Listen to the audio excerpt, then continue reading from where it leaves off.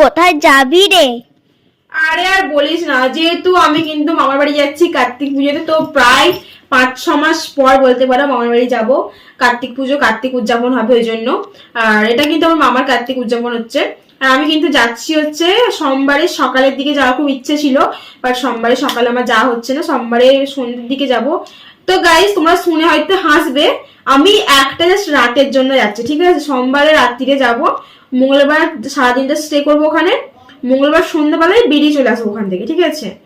তাও কিন্তু দেখো আমি দুটো ব্যাগ গুছাতে বসেছি, একটাতে জামা কাপড় নেবো আর একটাতে হচ্ছে সাজগোজ নেবো ওই জন্য। তো একদিনে যাওয়ার জন্য দুটো ব্যাগ গুছোচ্ছি। সবাই আমাকে বলছে যে তুই কদিনের জন্য যাচ্ছিস? আমি বলছি একদিনের জন্য। তখন না সবাই আমাকে পাগল বলছে, জানি না কেন। তো ভিডিওটা দেখার পর তোমরাও কিন্তু হেসো না, ঠিক আছে? তো আমার কপালে একদিনই আছে যাওয়ার মতো, বা কেন পড়া আছে ওই জন্য কমাই করা যাবে না পড়া। তো চলো একদিনেরই ব্যাগ গোছানোই যাক, কেমন গুছোই তোমাদেরকে দেখাবো। তো চলো বাই।